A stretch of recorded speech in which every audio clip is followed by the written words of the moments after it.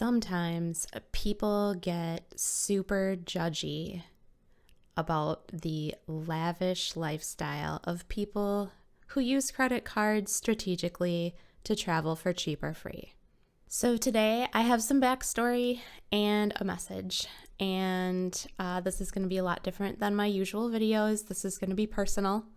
I'm going to tell you some things that you didn't know about me. Yesterday, I went to court because my ex-husband hasn't paid child support in a while. If you don't know a lot about it, child support is designed to cover a broad range of expenses beyond basic necessities of children, things like medical care, education, college, transportation, extracurricular activities, and just to help maintain the child's existing standard of living after the divorce or separation.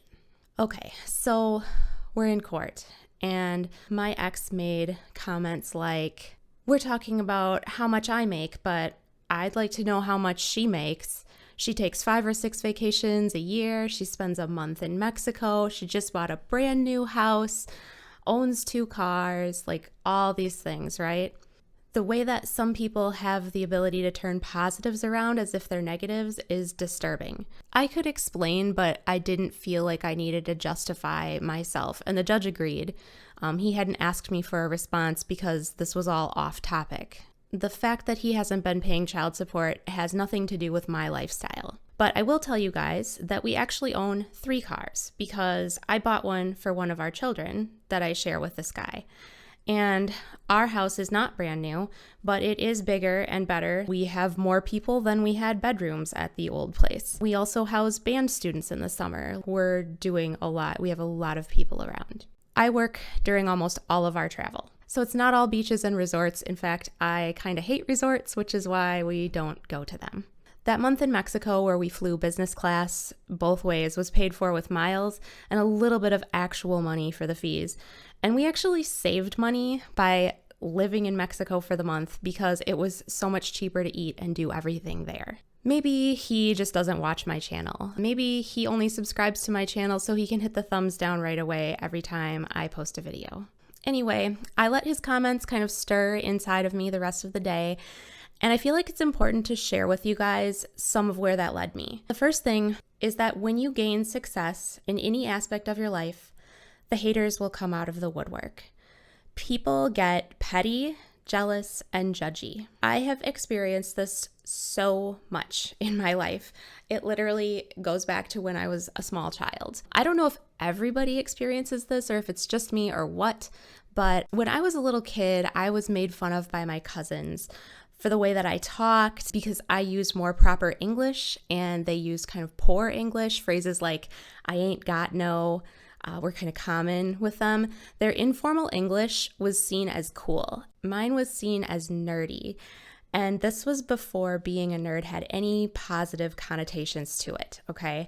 So all of this made me feel like being dumb was cool, getting bad grades was cool, getting into trouble was cool. I started to do those things on purpose in my own little way of seeking acceptance from them. Now, thankfully, the family in which I was actually raised was not like this, although we certainly had our own problems. But being proud of and encouraging creativity and success was not a problem in my family of origin. So I'm just talking about extended family here. Another example, like there's a lot. I mean, that one example about just making fun of the way I talked was one piece of a very large puzzle that I'm not going to get into. But another example from when I was older, like when I was 19, I bought my first house.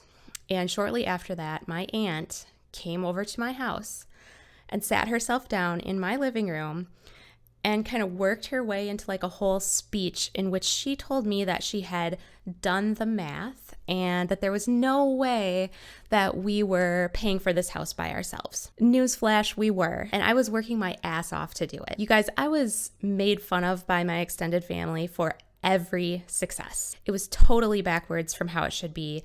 They were unsupportive. Where I'm going with this is because of being raised in close proximity to some really cruel and mean extended family who treated me this way, I struggled for many years trying to reset my thinking. that being smart was good, that being frugal was good, that speaking well was good, that being neat, organized, creative, that these were all good things. I was only 16 when I actually named this way of thinking poverty mentality, which I defined as a way of thinking that keeps you from achieving anything beyond what your parents did or what your people in your neighborhood did, like the people that you're around the most. Somebody once told me that you are the average of the 5 people you spend the most time with, and I think that is absolutely true. When you're a kid, you don't have as much choice about who you're spending time around. So if the people you're spending time around are limiting themselves and not encouraging you to do anything with your talents and skills, you may not even know, unless you come across like a really great teacher or you visit a friend's house and you notice that their parents treat them differently. Like, you may not see it as a kid, and it's so much harder to relearn that stuff when you're an adult. So poverty mentality, it's thinking that keeps you locked in a very small cage. And the only way out is to change your thinking. Common misconceptions like, if I only made more money, things would get better. They're not true unless you can start thinking outside of the poverty mentality that you learned. In fact, I started finding out that lots of people who made double or more than I did were unable to escape this way of thinking and the lifestyle that comes along with it.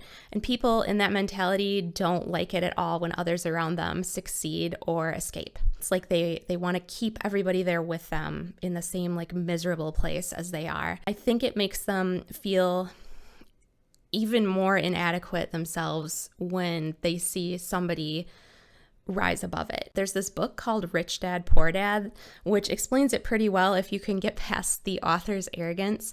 So if you're looking to learn more, I definitely recommend checking that book out. So I had to reframe my thinking. I had to accept who I was, that I was a driven and creative being. Throughout my first marriage, he earned the majority of the money while I managed it. And it turned out I was very good at managing money. We traveled frequently. We owned multiple BMWs.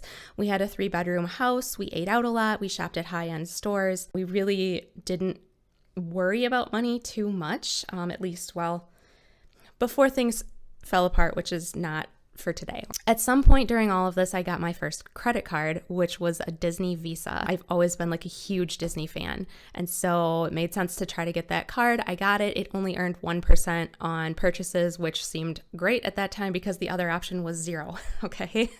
So I made sure that we used that card for everything and paid it off right away.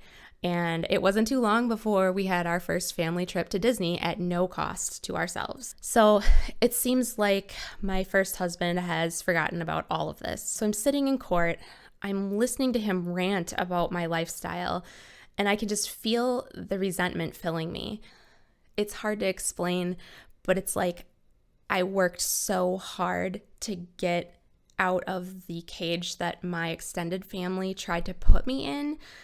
The way that I used to think that being dumb was cool and that making bad decisions was cool, and unless you've been through it, I don't know if you can fully understand. I definitely don't think like that now.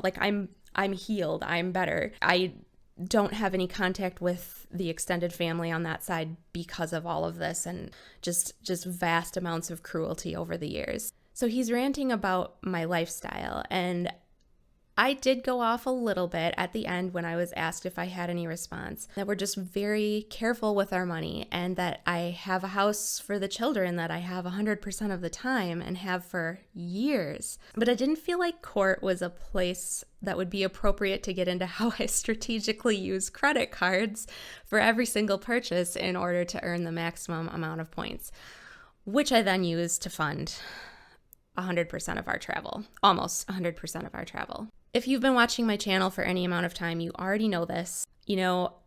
I sit squarely inside the middle class of America. I own 2 businesses and my husband owns one. We have grown those businesses from the ground up over time, and we do okay.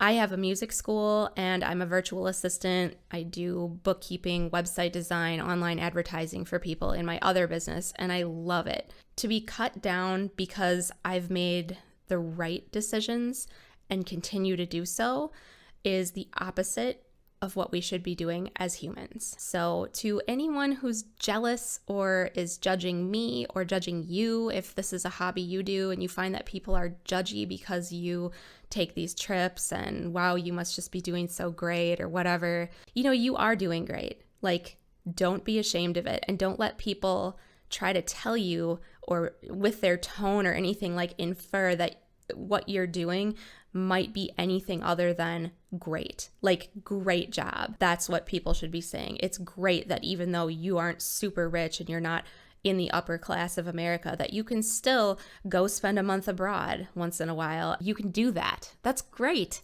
There's nothing to be ashamed of about that. Be proud. It's never okay to make someone feel bad for doing good. If you've experienced judgment because you appear to be living outside of your means, I would love to hear your stories. I think overall my message here is like, let's band together to show the world that being good at managing money and being strategic with credit cards is okay. In fact, it's more than okay. It's ideal. It's the goal. Thank you for listening. I promise I will be back to my more usual content next time.